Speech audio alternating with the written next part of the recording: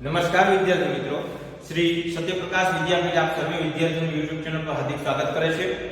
ધોરણ 9 સામાજિક વિજ્ઞાન વિષય પાઠ નંબર 6 1945 પછીનું વિશ્વ.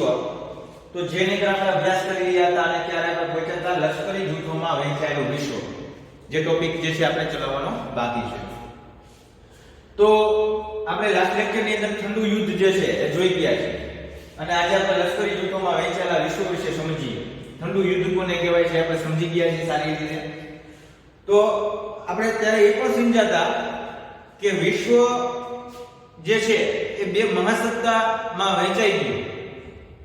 ઘણા બધા રાષ્ટ્રો જે છે રશિયામાં જોડાયા, ઘણા બધા રાષ્ટ્રો જે છે અમેરિકામાં જોડાયા અને લશ્કરી જૂથોમાં વહેંચાયેલું વિશ્વ જે છે કે બીજા વિશ્વયુદ્ધ પછી યુરોપ અને વિશ્વના દેશો એક યા બીજા સત્તા જૂથો સાથે જોડાતા બે દિશામાં ધ્રુવીકરણની પ્રક્રિયા ઉદ્ભવી અને વેગવાન બની.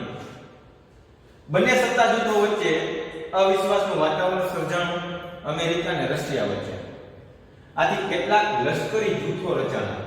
લશ્કરના જૂથો સોવિયત સંઘ અને સામ્યવાદથી બચવા અમેરિકાની પ્રેરણાથી ઉત્તર એટલાન્ટિક મહાસાગરના કિનારે આવેલા જેટલા દેશો છે તેમાં ત્યાં નાટો નામે એક સંગઠન જે છે એ શરૂ થયું, રચાયું. નાટોનું પૂરું નામ થાય છે નોર્થ એટલાન્ટિક ટ્રેડિંગ ઓર્ગેનાઇઝેશન. ક્યારે બન્યું તો કે એપ્રિલ 1949. દક્ષિણ અને પૂર્વ એશિયાના દેશોના રક્ષણ માટે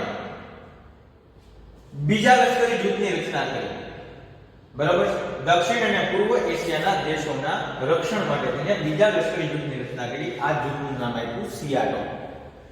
સિયાટોનું પૂરું નામ થાય છે South East Asia trading organisation તરીકે ઓળખાણું. ઈસવીસન 1945 માં એની રચના થઈ. આ સૈનિક સંગઠનની સામે રશિયાએ જે સૈનિક સંગઠન રચાયું રશિયાએ વોર્સો કરાર નામે સૈનિક સંગઠનની રચના કરી. આ સંગઠનના આલ્બેનિયા, બલ્ગેરિયા, ઝેકોસ્લોવેકિયા, પૂર્વ જર્મની, હંગેરી, પોલેન્ડ, રૂમાનિયા અને રશિયાના સભ્યો હતા.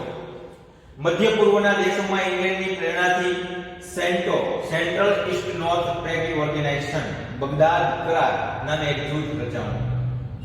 પરંતુ ઈરાકમાં ક્રાંતિ થતા તે જૂથથી અલગ થયું. ઈરાક એનાથી અલગ થઈ ગયું. બરાબર. ઈરાન, ઈરાક, બગદાદ બધું જે છે આવેલું છે. પાછળ ત્યાં જૂથની નેતાગીરી અમેરિકાએ લઈ લીધી. હવે આપણે મિત્રો જોઈએ શસ્ત્રીકરણ, નિશસ્ત્રીકરણ, પરમાણુ શસ્ત્રોનું સર્જન અને તેનો ઉપયોગ. તો મિત્રો અહીંયા જોઈ શકો છો ઠંડા યુદ્ધ દરમિયાન સમગ્ર વિશ્વ પર પ્રભુત્વ જમાવવા માટે બંને મહાસત્તાઓ વચ્ચે ઉગ્ર સ્પર્ધા થઈ. અને મેં તમને સ્પર્ધાની વાત કરી દીધી હતી કે જે શસ્ત્રના ઉત્પાદનની સ્પર્ધા, જેને આપણે ઠંડુ યુદ્ધ કીધું. તો એ ઉગ્ર સ્પર્ધા થઈ અને શસ્ત્ર સ્પર્ધા તથા શસ્ત્રોના ઉત્પાદન વધારવાની હરીફાઈ થઈ. આને ઠંડુ યુદ્ધ કહેવાય. અમેરિકાએ હિરોશીમા અને નાગાસાકી ઉપર અણુબોમ્બ ફેંકી પોતાની સર્વોપરિતા સિદ્ધ કરી. ક્યારે તો કે હિરોશીમા ઉપર 6 ઓગસ્ટ 1945 ના રોજ જે અણુબોમ્બ ફેંકવામાં આવ્યો હતો અને નાગાસાકી ઉપર 9 ઓગસ્ટ 1945 ના રોજ અણુબોમ્બ ફેંકવામાં આવ્યો હતો. દ્વિતીય વિશ્વયુદ્ધ દરમિયાન યાદ રાખજો. તો પોતાની સર્વોપરિતા સિદ્ધ કરી ક્યારે એ 1945 માં. એ પછીના જેવા 4 વર્ષમાં સોવિયત યુનિયન એટલે રશિયાએ અણુ અખતરો કર્યો 1949 માં અને પોતાની સર્વોપરિતા સિદ્ધ કરી કે અમે વિશ્વમાં સર્વોપરી છીએ. અમેરિકા પાસે અણુબોમ્બ હતો એટલે વિશ્વમાં સર્વોપરી એ કહેવાતું હતું. પણ રશિયાએ પણ અણુબોમ્બ જે છે એનો પ્રયોગ જે છે કર્યો, અણુ અખતરો કર્યો અને સફળ રહ્યો. એટલે એને સર્વોપરિતા સિદ્ધ કરી દીધી. એટલે વિશ્વ આખામાં બે દેશ પાસે અણુબોમ્બ આવી ગયા. એને જીત હાંસલ કરી લીધી એના ઉપર. બરાબર છે. એક રશિયા અને બીજું અમેરિકા. અમેરિકાની દક્ષિણ પશ્ચિમે આવેલ સામ્યવાદી શાસન પ્રથા જે છે એ ધરાવતા ક્યુબાની એણે નાકાબંધી અમેરિકાએ ઈસવીસન 1961 દરમિયાન જાહેર કરી. બરાબર છે. નાકાબંધી કરી દીધી ક્યુબાની. અમેરિકાના આક્રમણના ભયથી ક્યુબાનું રક્ષણ કરવા માટે સોવિયત યુનિયને પરમાણુ શસ્ત્રોથી સજ્જ મિસાઇલ વાળા વાહનો જે છે ને એ કેરેબિયન સમુદ્રમાં મોકલા. કારણ કે બંને વિરોધી હતા, રશિયા અને અમેરિકા. ક્યુબાને પોતાની સાથે ભેળવા માટે થઈને અમેરિકાએ ત્યાં નાકાબંધી કરી દીધી. એટલે સોવિયત યુનિયન જે છે એ ક્યુબાની રક્ષા કરવા માટે, એને બચાવવા માટે થઈને રશિયાએ શું કર્યું તો કે અમેરિકાએ જે 1961 દરમિયાન જે નાકાબંધી કરી હતી ક્યુબાનું રક્ષણ કરવા માટે, સોવિયત યુનિયન અમેરિકા આક્રમણના ભયથી ક્યુબાનું રક્ષણ કરવા માટે સોવિયત યુનિયને પરમાણુ શસ્ત્રોથી સજ્જ મિસાઇલ વાળા વાહન કયા સમુદ્રમાં મોકલ્યા? કેરેબિયન સમુદ્રમાં મોકલ્યા. વહાણમાં એ પરમાણુ બોમ્બ લઈને એ મિસાઇલો જે છે મોકલવામાં આવી. તો બંને મહાસત્તાઓએ એકબીજાને પરમાણુ શસ્ત્રોનો ઉપયોગ કરવાની ધમકી પણ આપી દીધી કે પરમાણુ બોમ્બનો ઉપયોગ જે છે તમારા ઉપર પ્રહાર કરવામાં આવશે. રશિયાએ પણ અમેરિકાને કહી દીધું કે તમારા ઉપર પણ પ્રહાર કરવામાં આવશે. બરાબર છે. તો છેવટે અમેરિકા અને સોવિયત યુનિયનના વડાઓ વચ્ચે પહેલીવાર હોટલાઇન પર વાત થઈ. હોટલાઇન એટલે ટેલિફોનિક વાતચીત થઈ. તેથી સોવિયત યુનિયને પોતાના વહાણ પાછા વાળવાનો વિચાર કરી વહાણ પાછા વાળ્યા અને બંને વચ્ચે યુદ્ધની ઘટના જે છે ટળી ગઈ.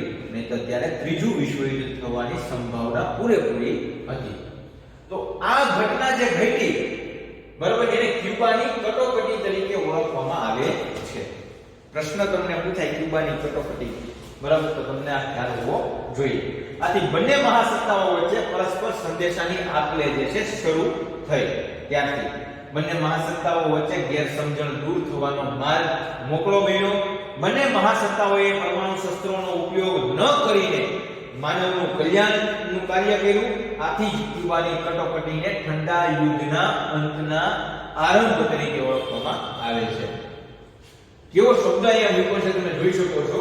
આથી જ ક્યુબાની કટોકટીને ઠંડા યુદ્ધના અંતના આરંભ, એટલે કે હવે અંતનો આરંભ થઈ ગયો છે. હવે ઠંડુ યુદ્ધનો અંત આવવાની શરૂઆત થઈ ગઈ છે. બરાબર, એટલે ઠંડુ યુદ્ધ પણ ત્યાં બનશે.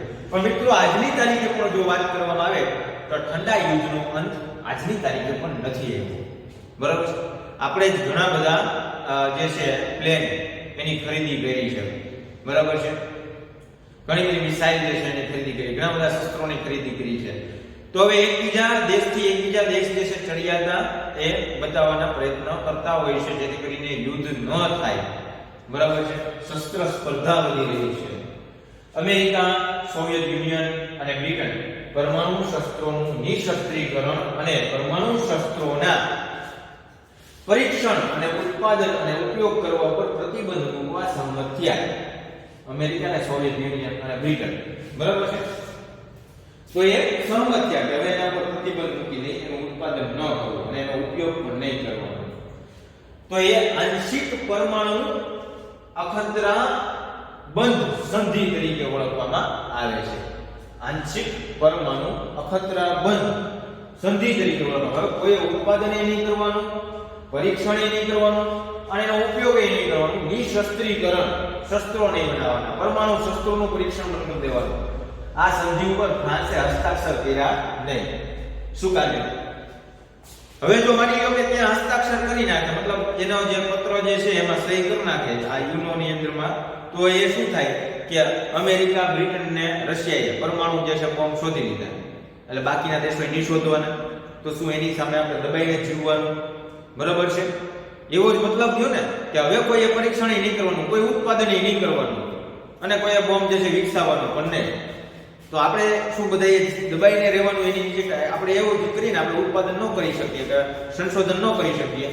એટલે બ્રિટન ને અમેરિકા ને રશિયા પાસે પરમાણુ બોમ્બ છે એટલે આપણે ડરતા જીવવાનું ને એની પાસે. બરાબર, એટલે ફ્રાન્સે જે છે ને ના પાડી દીધી, નહીં અમે હસ્તાક્ષર નહીં કરીએ અને પરમાણુ અખતરા કરવાનું ચાલુ રહ્યું. ચીને પણ જે છે ને આ સંધિ ઉપર હસ્તાક્ષર કર્યા નહીં અને ચીને 1964માં અણુ અખતરો કર્યો અને એ અણુ બોમ્બ શોધી લીધો. આ સંધિ એકબીજા દેશ પર અણુ અખતરા કરવા પર પ્રતિબંધ મૂકતી હતી. છતાંય વિશ્વના 5 રાષ્ટ્રો શસ્ત્રો ધરાવતા રાષ્ટ્રો બની ચૂક્યા હતા. વિશ્વના 5 રાષ્ટ્રો જે છે જેની પાસે અણુ બોમ્બ જે છે વિકસાવી લીધા હતા. ચીન સિવાયના 4 સંયુક્ત રાષ્ટ્રોની સલામતી સમિતિના કાયમી જે સભ્યો હતા, વીટો સત્તા ધરાવતા હતા, એ સભ્યો રાષ્ટ્રો હતા, બરાબર છે, ચીન સિવાયના ત્યારે એ સમયે. પરમાણુ શસ્ત્રો, વિઘાતક રાસાયણિક જૈવિક શસ્ત્રો તેમજ દૂરના અંતર સુધી પહોંચાડી શકાય તેવા પ્રક્ષેપાસ્ત્ર, એટલે પ્રક્ષેપાસ્ત્ર એટલે શું? મિસાઇલ. બરાબર. તમે પરમાણુ બોમ્બ વિકસાવી લીધો છે પણ એને લઈ જઈને બીજી જગ્યાએ ફેંકાવો, એનો કંઈક તો વાહક તો હોવું જોઈએ ને, તો એને પ્રક્ષેપાસ્ત્ર મિસાઇલ કહેવામાં આવે છે. એના ઉત્પાદનની અદ્યતન ટેકનોલોજી આ 5 રાષ્ટ્રો પાસે હતી. મનુષ્ય જાતિનો જ નહીં પણ સમગ્ર જીવ સૃષ્ટિ સાથે આખા જગતનો અનેક વાર વિનાશ કરી શકે, એક જ વખત વિનાશની વાત નથી, અનેક વખત વિનાશ કરી નાખે એવા ઘાતક શસ્ત્રો જે છે એ રાષ્ટ્રોના ભય નીચે વિશ્વ દબાયેલું હતું. બરાબર છે. આ રાષ્ટ્રો પાસે એ શસ્ત્રો હતા અને વિશ્વ આખું જે છે ને એના ભય નીચે દબાઈને જીવતું હતું. બે મહાસત્તાઓ વચ્ચે ઠંડા યુદ્ધની તીવ્રતા ઘટતા, ઠંડા યુદ્ધની તીવ્રતા ઘટી ગઈ એટલે તેમની વચ્ચે સંબંધ સુધારવાની પ્રક્રિયા જે છે શરૂ થઈ ગઈ રશિયા અને અમેરિકા વચ્ચે. તો પરમાણુ શસ્ત્રો પર મર્યાદા મુક્તિ અને તેમાં ઘટાડો કરતી સંધિઓ પર હસ્તાક્ષર કર્યા છે. ભારતે આ સંધિઓ આવકારી છે પણ તે હંમેશા નિશસ્ત્રીકરણની હિમાયત કરે છે. જ્યાં સુધી પરમાણુ શસ્ત્રોનું સંપૂર્ણ નિશસ્ત્રીકરણ થાય નહીં ત્યાં સુધી વિશ્વ જે છે પરમાણુ શસ્ત્રોના જોખમમાંથી મુક્ત બની શકશે નહીં. આવી વાત જે છે એ થઈ. બરાબર. એશિયામાં સ્વતંત્ર રાષ્ટ્રોનો ઉદય, એશિયા ખંડમાં સ્વતંત્ર રાષ્ટ્રોનો ઉદય, ધીમે ધીમે બધા રાષ્ટ્રો છે ને સ્વતંત્ર થવા લાગ્યા એકબીજા રાષ્ટ્રોમાંથી. બરાબર. એ આપણે નેક્સ્ટ લેક્ચરમાં અભ્યાસ કરીશું. અહીંયા સુધી આપણે રાખી, જેટલું સમજાવ્યું છે એનું એક વખત રીડિંગ કરી લેજો. જય હિન્દ, જય ભારત.